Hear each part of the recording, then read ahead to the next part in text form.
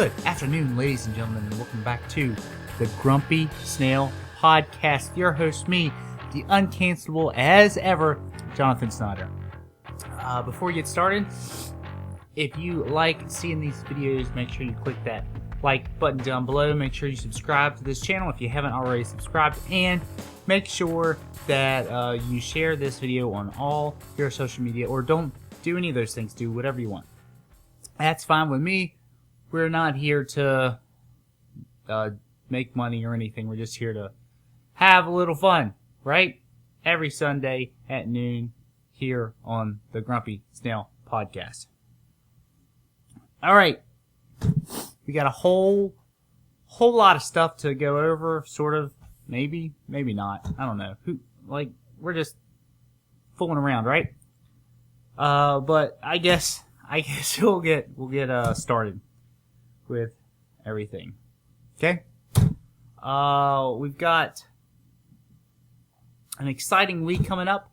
I do not have to work at my normal job this week. It's vacation week. That's not vacation. It's me catching up. It's my catch-up week to catch up with all the stuff I'm behind. The house is a wreck. I've got other things that I've got to do as well. So no work for me this week. Hopefully I can get some videos done, and that'll give me a chance to have more videos, right? For everybody to watch for their entertainment, right? So without further ado, let's get on with what happened this past week. So the great and powerful Yeonmi Park was on Joe Rogan this week. If you don't remember who she is the North Korean defector from North Korea, telling us what it's like to be a citizen in North Korea and how much better it is to be here in this country. So if you're not an regular viewer of Joe Rogan's podcast, this is a good one to check out. You should go watch it. That's the thing about his podcast is so maybe once a week or so, he's got somebody on there, and the point is that regardless of how stupid or whatever he is, he has the platform for people that have a message to get that message out, and for a large audience to hear it. And so that's why his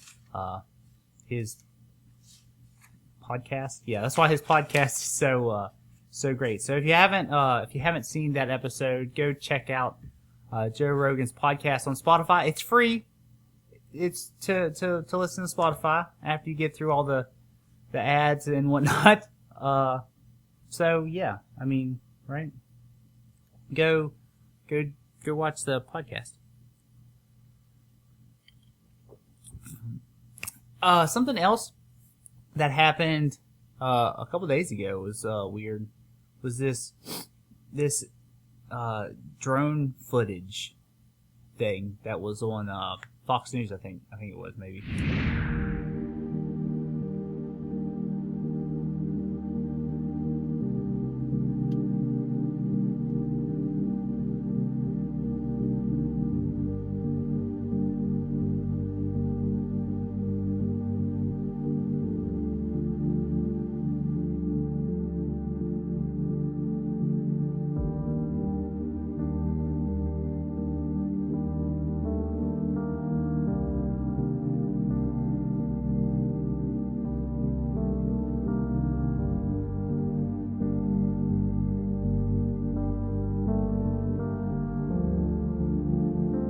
It seems that people are becoming numb to what's going on down here on the border. Not everyone we encounter, we test, only those exhibiting some type of symptoms, and not everybody has symptoms that has it.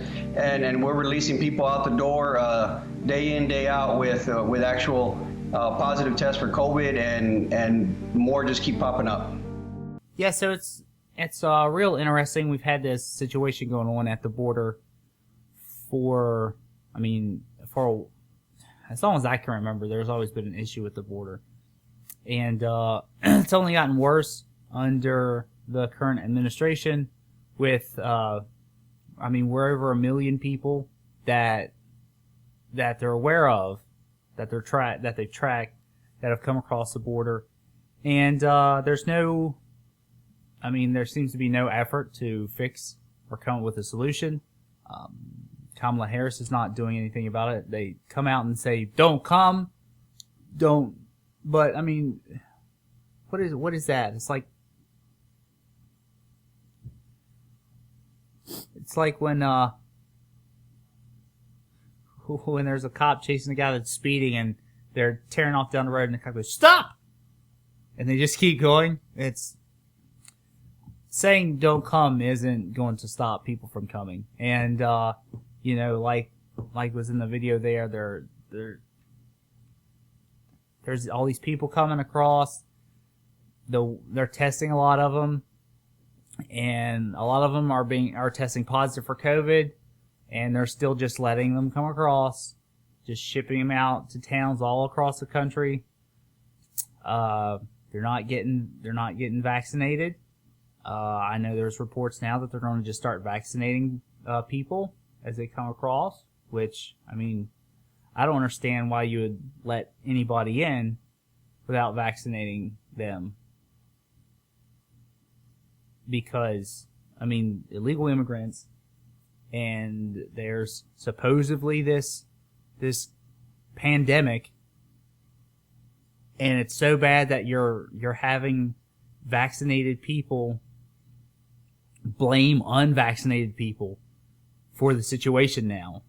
You've basically made a caste system, created a caste system in which vaccinated people are against unvaccinated people, and the administration is just letting people in here, which would exacerbate the problem. So, yeah, even if I had solutions, it wouldn't matter because nobody's listening, nobody cares, and nobody's doing anything about it. So, there you go. There's that situation going on. And there's more. There's more stuff going on. But before we get to that, we're going to pay some bills with our weekly sponsor this week. Check it out. We taught the world to sing in perfect harmony. Just drink Coke, the road to obesity. At Coke, we say we're woke. We sell drinks bad as smoke. China is our labor supplier that drives our stock price even higher. What the world knows today, obesity won't go away. Coca-Cola diabetes is here to stay. That's a real thing. What the world knows today, obesity won't go away. Diabetes is here to stay. That's a real thing. Coca-Cola. Thank you for sponsoring this podcast this week. All right, so we had a real situation that happened this week with the eviction moratorium. So since we had this COVID situation, and the government went out of its way to shut down every small business they could and just let big, large corporations basically take over the whole entire economy. So what happened was people couldn't pay their bills because they weren't working. So the government instituted this eviction moratorium in which legally renters who rented out property could not evict tenants that didn't pay for their rent. And so that thing that was instituted by the government, which the Supreme Court deemed to be unconstitutional, ran out this past weekend. And so there was a large crisis, people running around with their heads like chickens with their heads cut off. And because they knew that this eviction moratorium was going to run out, and nobody did anything about it until the last second. They went, "Oh my gosh, this is going to run. This eviction moratorium is going to run out, and everybody's going to get kicked out of their homes." And it was a cluster, is what it was, because the Supreme Court said that what they had was unconstitutional, so it had to run out. The White House said they couldn't do anything about it. Congress said they couldn't do anything about it. And then there was a 3-day period, maybe, in which there was no eviction moratorium. So banks started processing paperwork.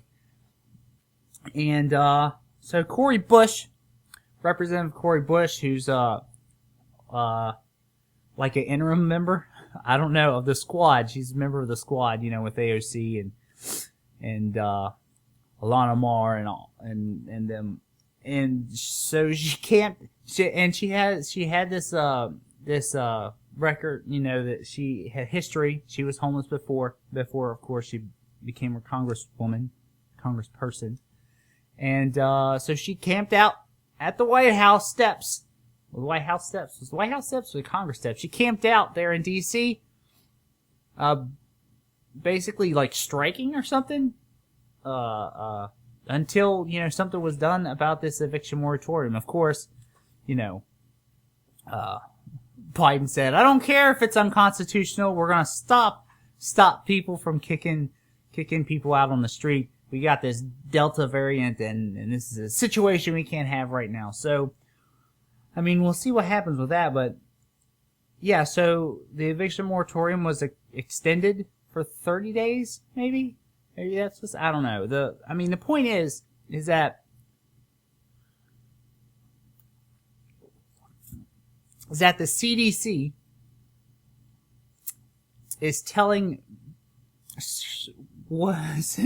businesses that they can't do business, because that's what a renter's place is. So somebody such as myself could own a house and then rent it out to somebody else to live in. But if that person's not paying rent, then I'm not getting money. And if I'm not getting money, then I can't pay mortgage. I can't pay insurance. I can't pay upkeep for, repairs and such. And nobody's doing anything about that. So what's going to happen when I can't pay those bills? I sell the house. And who buys the house? A big bank buys the house. So basically, this whole eviction moratorium is just a government system in which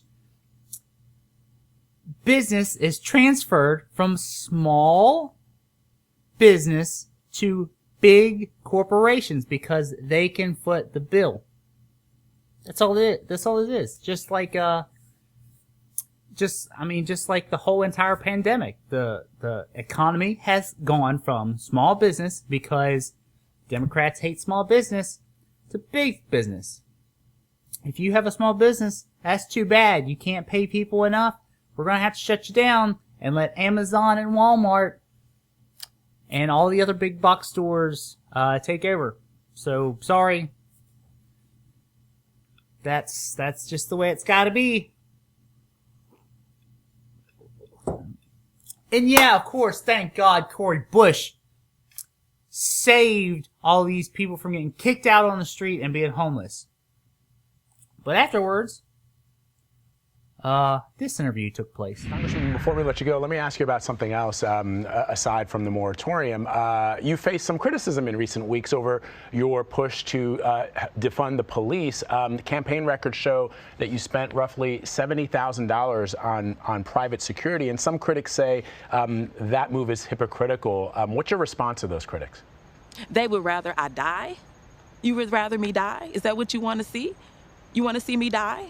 Because that could be the alternative. So either I spent $70,000 on private security over the last few months, and I'm here standing now and able to speak, able to help save 11 million people, from being evicted, or I could possibly have a death attempt on my life. And we're also talking about the same exact people who say horrible things about me, who lie to get to build up their base.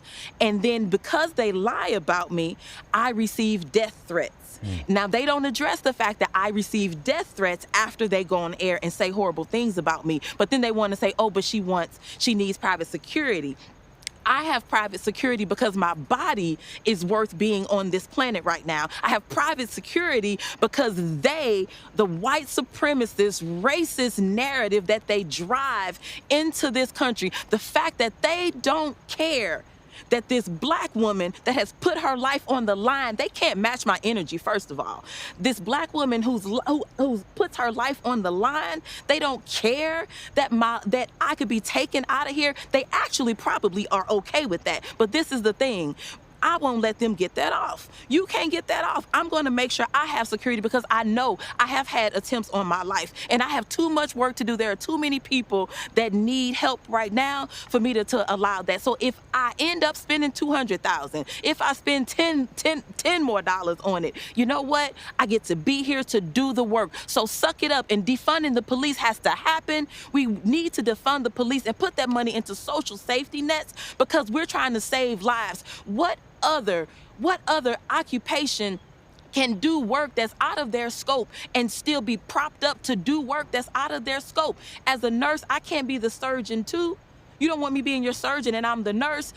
At what point do we pay police to be social workers? No, we don't. How do they get to be social workers? So what I'm saying is, you do your job.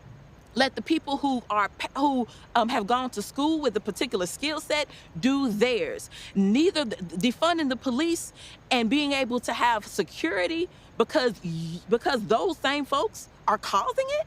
It's two totally different things. And this is my last point on this. If I have actual police officers who have threatened my life, tell me about that. Tell me that I don't need security. And let me just say this last thing. My security is not against communal violence. My security is not to keep me safe from the people of St. Louis. My security is to keep me safe from those racist attempts made against my life. Now, if you want to do something about that, stand up and do something about that. I didn't see any of those people that have come against me with this negativity, with these lies, with these smears, stand up when they saw the N-word, when they saw me post stuff about me being hung, the threats on my life, hanging me and burning me, frying me and my family like bacon. They didn't say anything about that. And that was just a piece of what I receive all the time. But you know what? I take that and I walk with my head up and my shoulders back because I know I'm doing the work for the people. I'm on the right side of history. And if they want, they can come and meet me to my face. You come and stand on these steps and fight for the people this way. You show up and fight for the people the way that I have. You put your body on the line the way that I put my body on the line. And until you can do that, I suggest you take several seats. There you go. There you have it. Hypocrite Cori Bush up there. I don't have a problem with her spending however much money that she wants to spend on private security. I have no problems with it at all. Spend every cent from all your constituents on however much security you want. Go for it. Do it. Obviously you need it. Obviously you have all these threats against you. But what about your poor constituents? They're not going to be able to spend that money on private security. Do you not think that they don't have their lives threatened by somebody in their poor neighborhoods that they live in? It seems awfully hypocritical. But that's how it is. That's how all these people are. Once you get that little bit of power, then it's me. She said I like 6 times in the first sentence. I need this. I need that. This is me. Yeah. It's retarded. It's not racist. It's retarded. So spend your millions on your private security and Don't spend any money on your poor African American BIPOC constituents. Just let them fend for themselves, with their, it's not like they can have firearms. You took that away. There isn't a blue city out there that allows their citizens to be armed to be able to defend themselves, unless of course they're criminals. That's fair, right? Isn't that fair? Isn't that equitable? These people are all hypocrites. They're all hypocrites. And you voted them in. Alright, so, last but not least, sorry, Miss Representative Cori Bush, you gotta go away. But, if you watch my videos when they release, again, every Sunday at noon, then you're not going to know this next piece of information. But if you're a person that is way behind and you just, for some reason, go down the list of podcasts, I don't know why you would do that. That's weird. Why would you? They're topical. How many times do I have to say this? They're topical. If you're watching something that's weeks old, it's not going to, for all you know, that information could not even be whatever. It's not relevant. But if you do it that way, you'll notice that last week's video was taken down by YouTube. That's right. SOB Studios got its first community strike because we violated the community guidelines of YouTube. Yeah, so we got a warning. It's not a first strike. It's just a warning. But if another video violates community guidelines, of course it will be the first strike, and they'll take my channel down, our channel, my company's channel down for an entire week, and we won't be able to post or do a live video, which we don't do live videos here. Live streaming. This is live. This is a live video. But we won't be able to do a live stream video. And the reason they said that the video was taken down was because of medical misinformation. So, of course, I appealed this. I appealed this decision by YouTube, and I wrote them this little note in my appeal. Unfortunately, I don't expect this to matter. I was only limited to 800 characters, so I had to make it limited. But this was my response to YouTube. YouTube. This video contains no misinformation. Discussing how difficult it is to make informed health decisions when supposed trusted authorities have conflicting information is not misinformation. This is why blanket censorship is not congruent to an informed society. When data changes from day to day, it causes social media sites, such as your own, who have broad criteria in their terms and services to peddle their own misinformation. Restore my video. You have 1 week. If you do not restore this video, YouTube, which I don't expect you to restore because why would you? It violated your community guidelines. Then I will be forced to retaliate by releasing information you do not want me to release. As I said, your guidelines, and I went through all your guidelines, which are pretty extensive, are pretty much just a list. Your guidelines are just a list of things that you can't say. And some of them are COVID misinformation at this current point. So, if you like COVID misinformation being out there, then that's, first of all, it's quite messed up and against, like all the social media. And, why would you want to distribute COVID misinformation? You're supposed to be against it. But, it's your guidelines. You're a private company. You can do whatever you want. That's fine. That's fine. But, in the meantime, if my video is not put back up, like I said, which I don't intend you will do, then I will be releasing information that you do not want me to release. And yes, yeah, you can take this channel down. But I'm not Alex Jones, and I'm not Steven Crowder, and don't do this for money. I don't know how many times I have to keep saying this. I don't do this for money. This is all for fun. I will lose nothing by my channel being taken down. And it won't be that hard for me to make another one. And that's exactly what I'll do. I'll keep making channels. I'll keep putting up videos. So if you want to take it down, take it down. Do whatever you want. It's your website. With that, that's the end of this podcast for the week. I hope that you all have a fantastic weekend, or had a fantastic weekend. And we'll be back here next week, God willing, if YouTube doesn't take us down, to do another rambly video with no misinformation. Alright? Cheers. Godspeed.